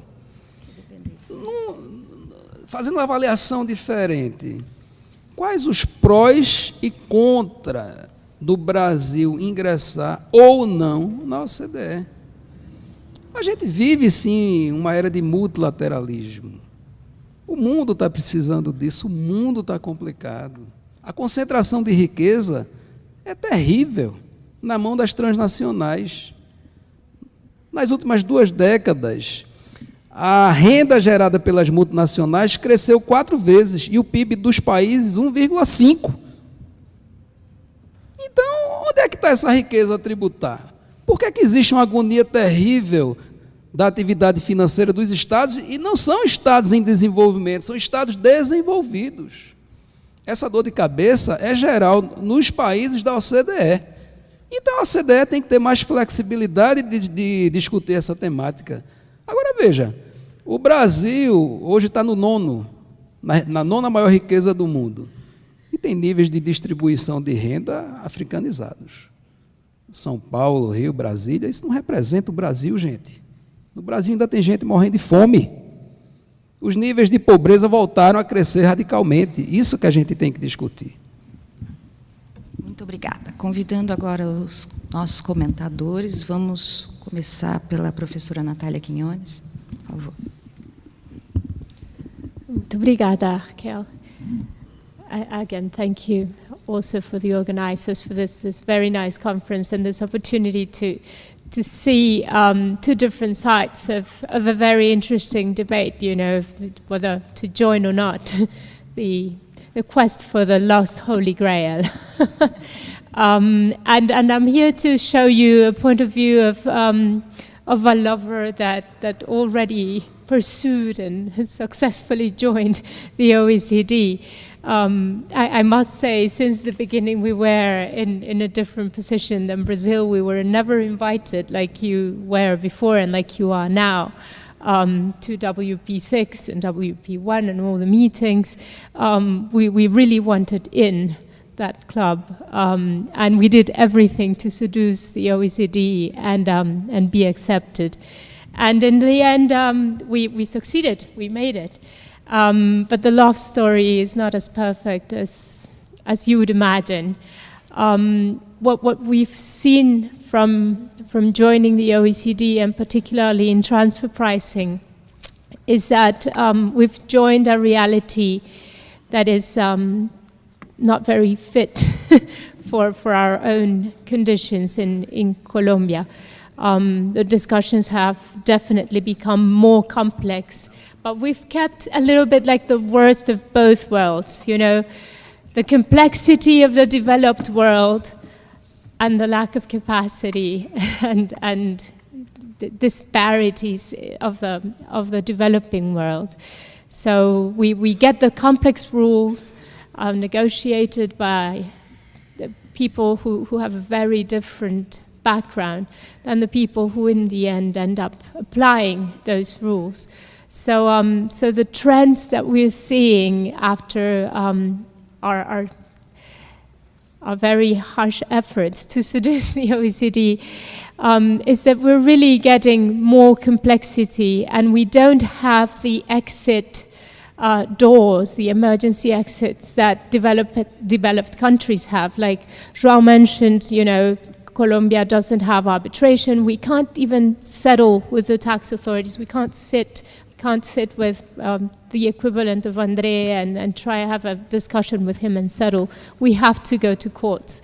So we're seeing huge litigation, increased amounts, and what we're seeing is that in the end, all these complex rules and having all these faculties for the tax administration is just creating huge costs for both the taxpayers and the tax administration. Let me tell you, for example, about a specific case that we've seen is repeating over and over again. We have a contract signed by the taxpayer, and we have authorities generally mistrusting the taxpayer, saying, hey, we don't think this would have been agreed by a third party. So the taxpayer says, okay, perfect. So what would you have me sign instead of this contract?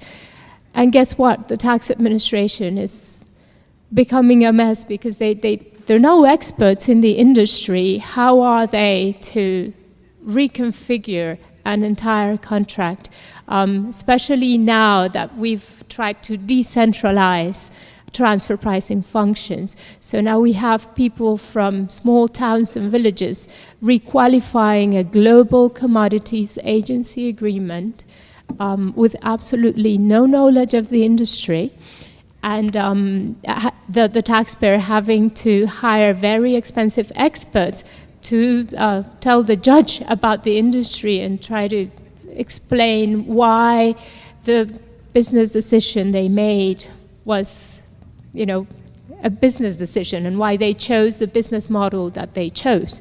And the only argument that you see from the tax administration is, you know, this wouldn't have been agreed by another third party.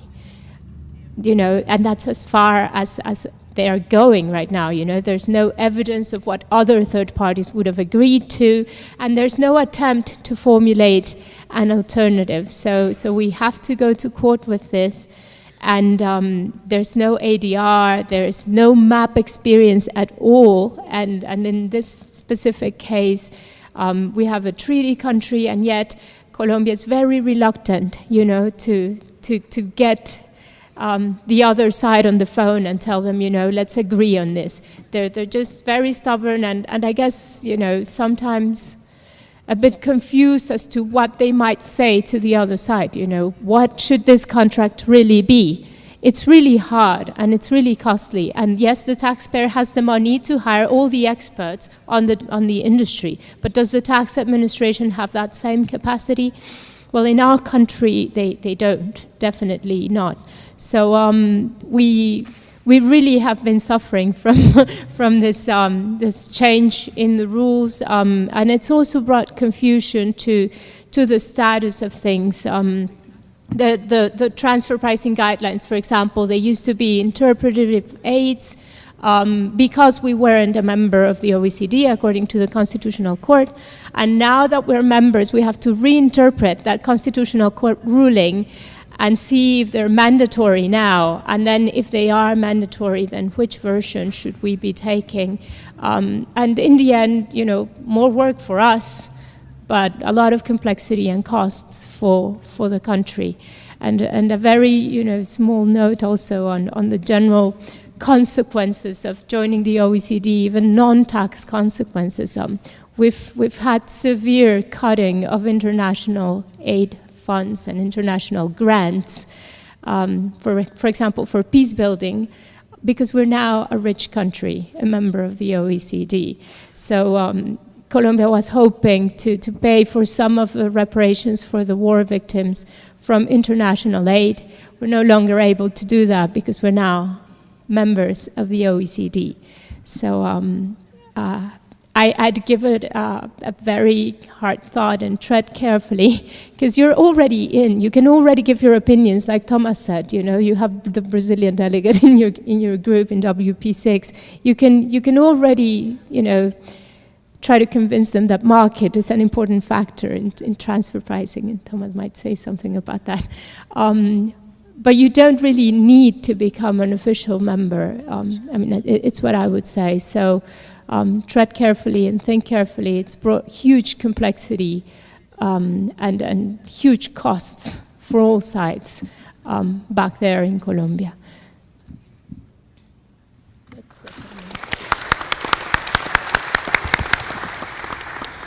Obrigada, professora Natália. Professor Brister Kahl, please.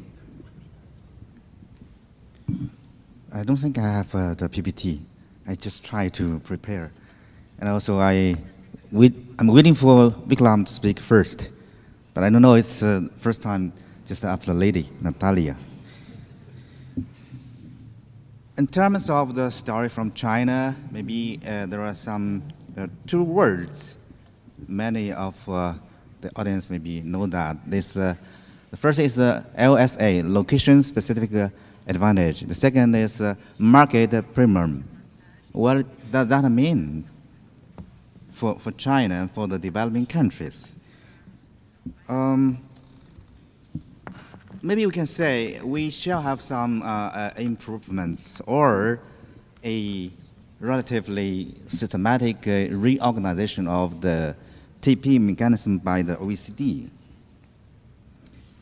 In terms of the underlying rationality, the principle, the methodology, and also the index or the parameters, we can have a kind of reversing position, or we are reaching a broader community with this TP mechanism. For example, if on one side we have the micro partners for the related enterprises, the other side we have the different tax authorities, always say the nations. And to the middle level, we have the industries. Industries have their concern in the transaction. The transactions are not only between the small related parties of the enterprises. We have the industries, and we have the Labor Party, we have the Environment Party. They will be involved in this. And to be more macro perspective, we have the government contribution, the government expense for the public goods and public services. That means when the government are taxing or are intervening in the transaction or the price between the enterprises, they are using the sense of the idea of what? Of the compensation for their expenditures. So totally, the government, the tax authority can be very arbitrary.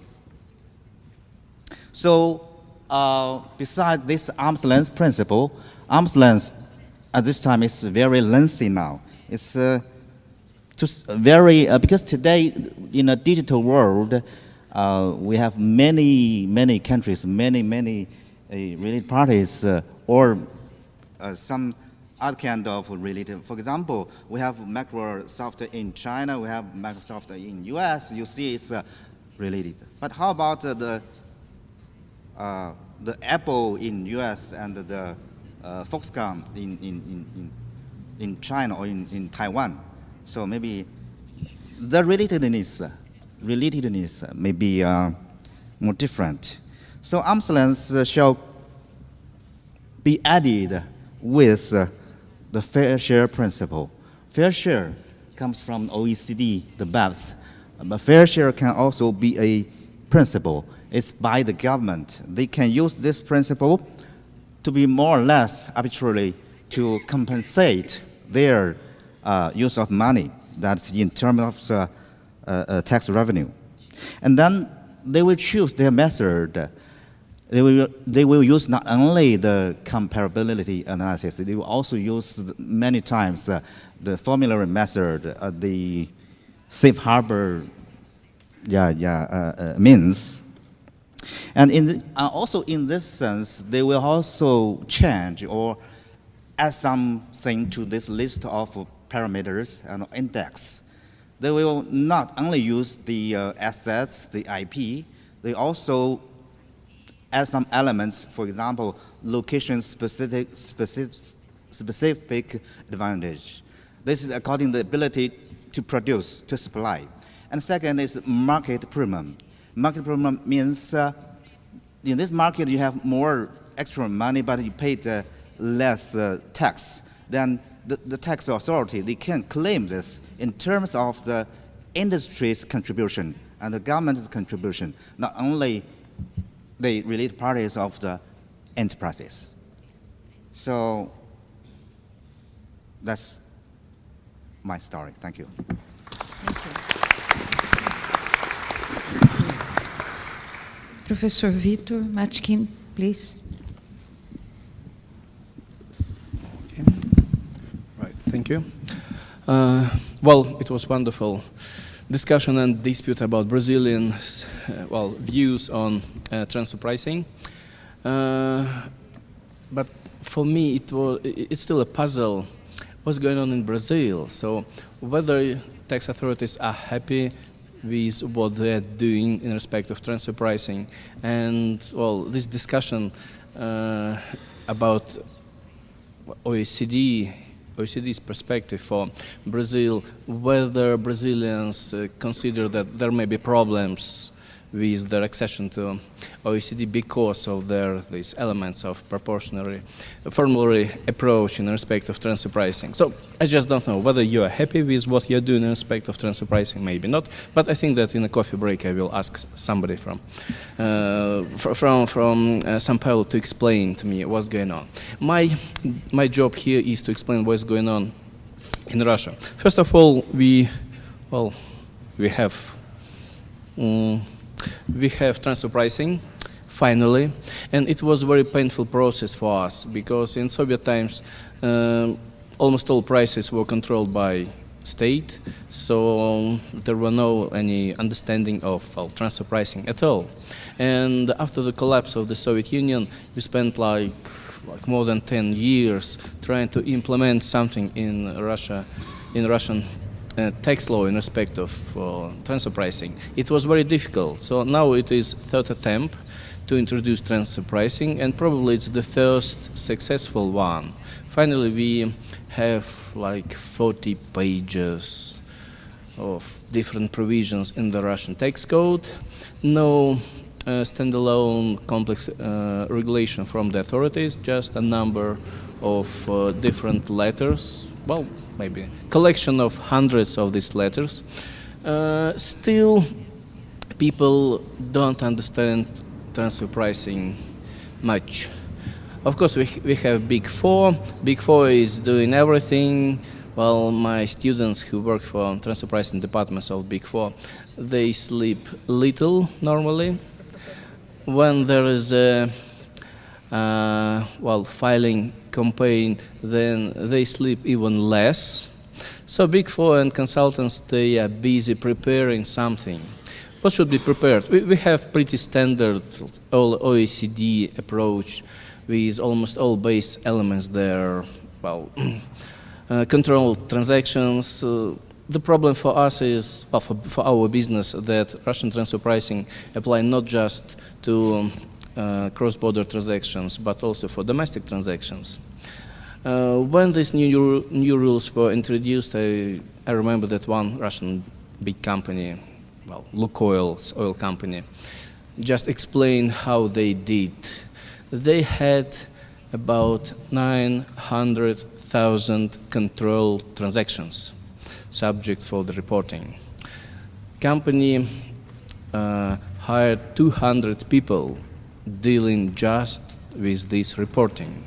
So it is really heavy exercise, at least for this company and for many others. So Russian companies are suffering due to this, well, time spent on transfer pricing. And finally, well, today, after 7 years of these new transfer pricing rules, the government is ready to consider, well, whether do we need to apply transfer pricing for domestic operations or not. So something is going on. How effective is transfer pricing? It is not clear. What we have system when transfer pricing audit is separated from normal audit, and just Federal Tax Service is responsible for audit of transfer pricing.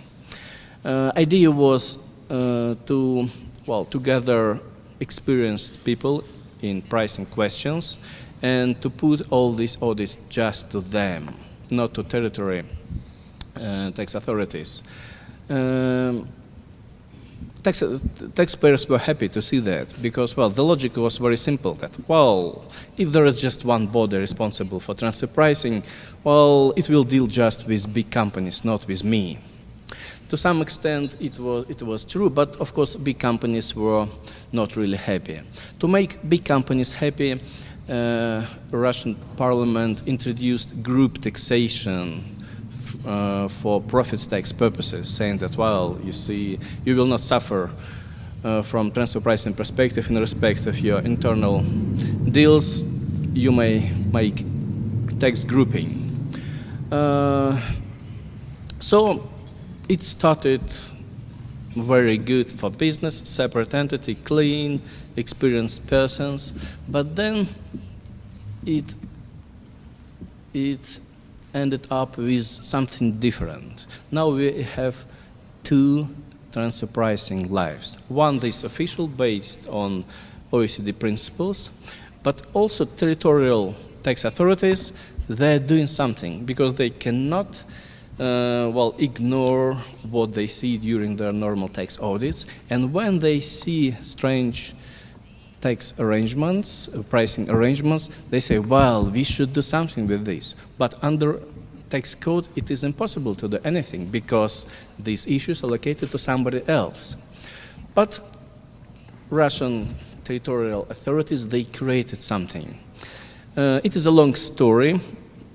There were heavy litigations in respect of local authorities who looked at transfer pricing. But finally, we have this combination of transfer pricing plus Russian GAR generally. And Russian courts accepted that if tax authorities see that there is a tax manipulation of prices, in order to get some tax benefits for the taxpayer, well, local authorities can look at transfer pricing as well. And it is a serious complication of life for the majority of taxpayers. Surprise, surprise. So it is a majority of litigation at the moment when transfer pricing is a part of GAR exercises of the authorities. But it is typical for small, medium, and some partly for big businesses. Formal transfer pricing is applicable for big companies. At the moment, tax authorities are still at the educational stage in respect of transfer pricing. I feel it because some of my students or former students, they're working for the state, and I know that, well, what they're doing, they're just studying transfer pricing, being ready to make real assessments. Some assessments are really done, but results are not transparent. Because what tax authorities doing, they're auditing taxpayers, pressing taxpayers to pay more taxes without any litigations. There are just 2 big litigations at the moment. The majority of transfer pricing tax audits stopped somehow, well, when taxpayers paid something. Tax authorities saying that the result of their audits are very effective and tax authorities are paying billions of rubles to the budget. It's not clear, well, it's correct or not. I guess that it may be correct. But generally, well, you see, in Russia we have saying about ourselves that we may be long in preparing for a journey, but then we can ride very quickly. I think it's exactly the situation with transfer pricing. Our authorities are going to be well in this transfer pricing. There are huge efforts from the tax ministry to gather people, to have proper software, databases, and I think that in a number of years, tax authorities will demonstrate their results from numbers perspective and also from some conceptual side in respect of transfer pricing. So at the moment we are learning and exercising.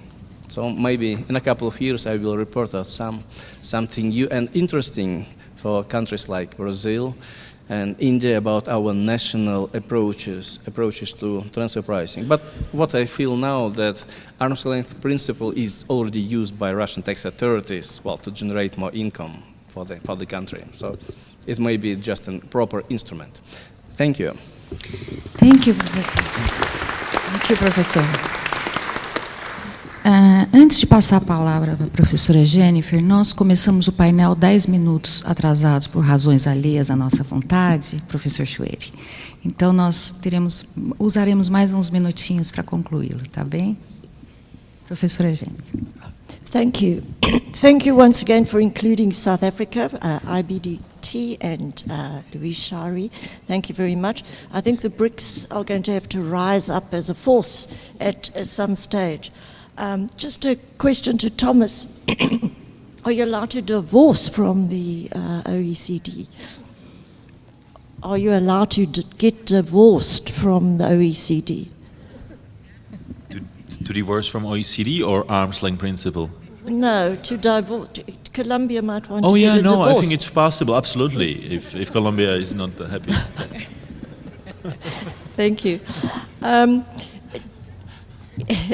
Just a little background is South Africa is in a little bit of a different situation in that it is not an OECD member, but it is part of the G20, it's part of the inclusive framework, but nevertheless, it does apply the OECD principles, and it follows the guidelines. So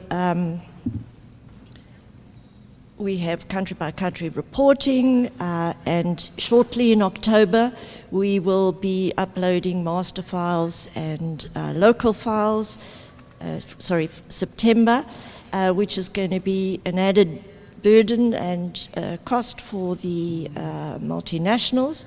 At the moment, there are some system problems, but those, I suppose, will be ironed out in time with uploading the information. Just one thing that we are concerned about is that at the moment, although everything is on electronic files, the revenue authorities want a manual input of the information. So you can imagine 300 subsidiaries that have to be now collated and put up manually. Then what happens is the revenue authority then translates that to the XBL type of file, and then there's no chance to check that that conversion has actually been done correctly. So there is a very much concern about the confidentiality and the correctness of that final information, which is then going to go to other countries. So it is a concern at the moment. We have had transfer pricing in South Africa for many, many years. But this month we had our first transfer pricing case, first one ever. And it was about arm's length and value evaluation issue. And we're happy with the result of that case. Why we don't have case law is that the multinationals prefer settlements. And the reason for settlements is it's quicker, and it also, if you don't trust the system with a map, for example, let's just settle, and it's much quicker and less costly. So, but the problem with settlements is they're not made public. So what is being settled causes uncertainty for all taxpayers because we don't actually know what is being settled. We do have MAP, and we have quite a lot of MAP cases, and that seems to be working quite well. We do not have arbitration, and South Africa did not sign up for the MLI Action 14 re-arbitration, so we're not there yet. The main cases that have to be decided in the MAP are transfer pricing cases, and the two that stand out most are attribution of profits to a PE and to find the existence of a PE.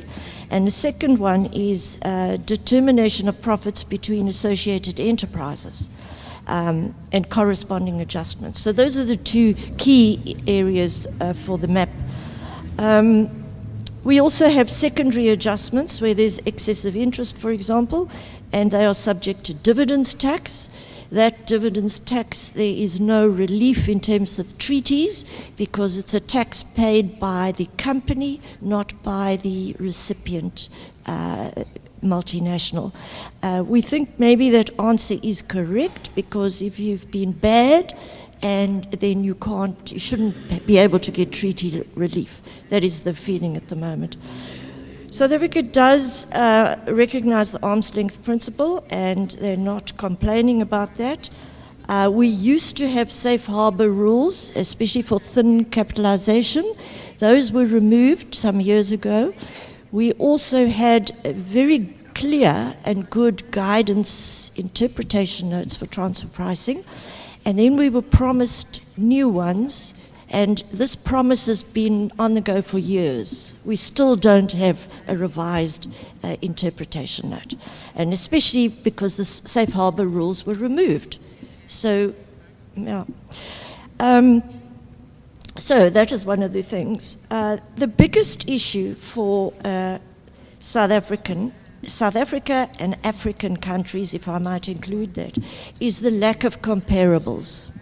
And that is a huge issue. So South Africa uses a database with global comparatives, and it relies, though, mostly on the East European countries because they feel that that is actually more in line with South Africa and not Western Europe. So that's what they do, but it's not satisfactory, it's not the right answer, and it's not always applicable to African countries. And South Africa does a lot of business in Africa, so this doesn't really work very well. So the arm's length has to be adjusted for the capacities in the various African countries and for the risks in those countries. Now, once you do that, the problem that they are having is actually to substantiate that. Because once again, that doesn't have comparables.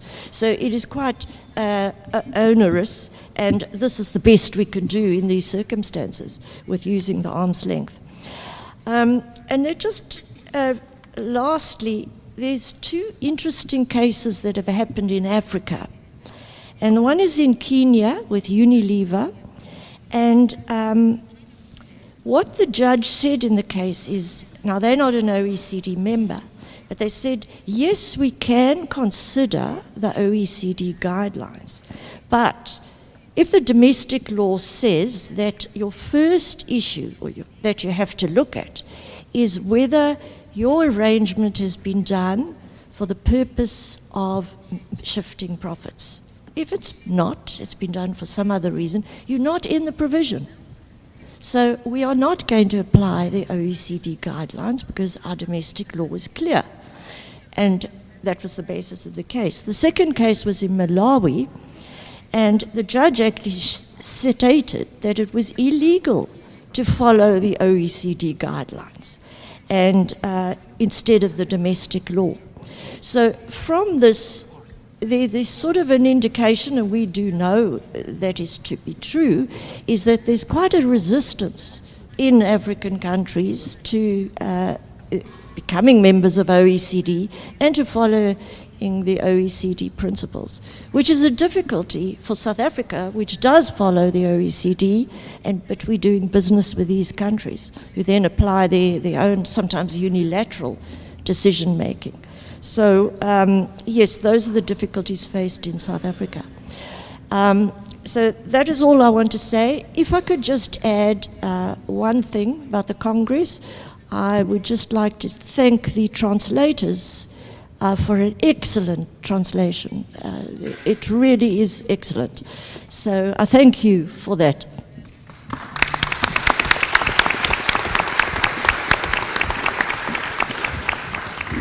Muito obrigada, professora Jennifer. Eu gostaria de convidar, I'd like to invite Professor Dennis for final remarks in the panel. Now some time for something completely different.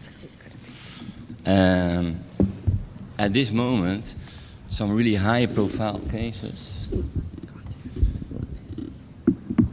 are currently pending before the European Court of Justice. And so the European Court of Justice is going to look to the definition of at arm's length pricing. And yeah, okay. At this moment, we have 4 cases pending, maybe 5. This is just in the investigation state. The Fiat case, the Starbucks case, the Apple case, the Amazon case are all state aid cases. I will discuss later what the connection is with state aid and at arm's length pricing. But they are pending before the European Court of Justice. State aid is when you give a tax advantage to a group or an individual taxpayer. Now, if we look to the cases, and then you see that the European Commission is applying an at arm's length standard. I think you have a really good look to those cases, and I think you're also wondering which at arm's length standard is the European Commission applying. And if you look to the first investigations when they started, especially the Apple case, you saw that the European Commission were applying their own at arm's length standard. Which is a little bit weird because we do not have anything in that in European law. And I think they did it because they did it in the Apple case, and in Ireland at that moment there was no at arm's length principle at all. So if they want to apply something, they have to do something. If you look now to the cases, because they developed in time, you see that the European Commission is not applying their own standard anymore. But still, they do something. What they do is that they compare group companies with standalone companies. The European Commission is of the opinion that a group company is in the same position as a standalone company, and that is the reason why you have to follow the at arm's length principle. But they do not say then which at arm's length principle. And if you look to all the discussions at this moment in court, you see that it's a kind of this mix between the definition of the European Commission and the definition of the OECD. But what it exactly is, we don't know. Now, what are my problems with the EU Commission approach? I have to say I'm involved in some of those cases before the European Court of Justice, so I'm here with two hats on. But at this moment I'm here with my academic hat. If you see the European Commission approach, then the European Commission, they do not respect the national, individual, at arm's length principle standard. Because they come up with a sort of international definition, and if you have an international definition of at arm's length in the world, and it really works, that means that every member state is OECD conform. And you also do not have any transfer pricing disputes between the member states. And that's not true. We have a lot of transfer pricing disputes between the member states. So it is not true that in Europe we have one definition of transfer pricing. You have 27 definitions of transfer pricing. All the member states have their own definition of transfer pricing. And the only thing that the European Commission has to do is at the moment you apply the transfer pricing issue, if you do it in a correct way and do not give a benefit to one company instead of another company. But that's not what they do at this moment. So they still mix the at arm's length principle, their own, what it is we don't know, with the OECD guidelines. What they also do is that they apply the OECD guidelines with retroactive effect. It's really weird. The Amazon case is not yet at this moment open to the public, but I know it because we're involved in the case. When you look to the case, you see the reasoning of the European Commission. They took them 3 years, that reasoning, 150 pages. They said to Amazon, you did something wrong, because in 2003, you were not applying the transfer pricing guidelines of 2017. Yeah, okay. In 2003, I was not aware. There was no BEPS, there was no transfer pricing guidelines 2017. You had no damper functions. So, now, that's what they do. So what they actually do, that is the problem that I have with the EU Commission approach, is they are creating new law that is disconnected to the national laws of the member state, but also with retroactive effect. And I think that is really one step, that's 100 steps too far. Now, next to that, the European Commission is acting as a sort of super tax administration. And they question everything that the national tax administration that they do, and they come up with their own reports. Yeah, and that takes sometimes 3 years. We all know, how difficult it all is. Now, I can have a lot of remarks about what is wrong and things like that, but I always tell my students, okay, but what is then the good approach, How do you have to do it? I think what the European Commission is doing is that they use the incorrect benchmark. They compare group companies with standalone companies, but you cannot compare them. They are not the same. A group company is something different than a standalone company. We do that for maybe. What you have to do, you have to look to your national at arm's length pricing, and you have to look if you apply that in a correct way to all the group companies that fall under that standard, but they are comparable. So you do not have to compare Amazon with a local bookstore, with a standalone company, but you have to compare Amazon with Apple, the multinationals with the multinationals. That is the right benchmark. If you do that, then you come to the right benchmark.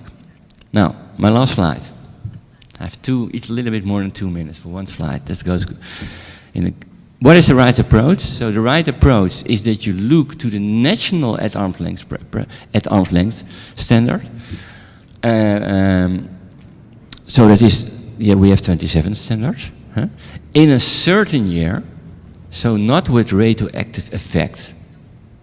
So they maybe have a problem then with Apple, because there was no at arm's length pricing at that moment in Ireland. Huh? And so they have to compare not group companies with standalone companies, but group companies with group companies. Then you also have another problem. You see that also in the cases before the European Court of Justice. Then the European Commission said, yeah, but you have a discretionary power.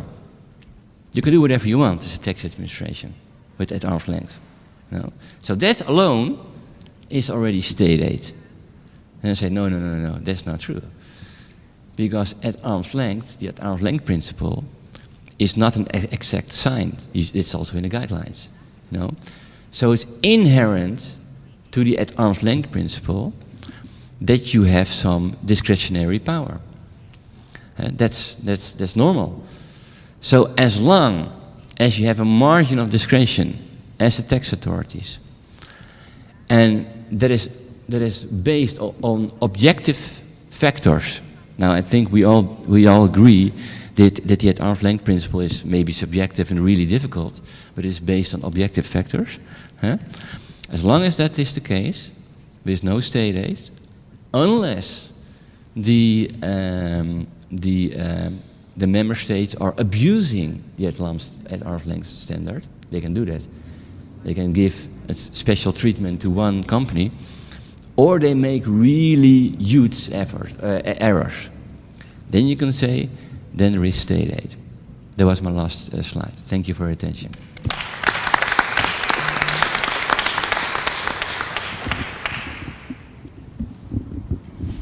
Com essa participação, eu dou por encerrado o nosso painel, extremamente agradecida pela honrosa missão que me foi dada, pelo convite feito, a toda a organização do Congresso, a tão importante panelistas, a todos vocês que ficaram aqui até agora e às tradutoras. Então, toda a equipe de apoio também.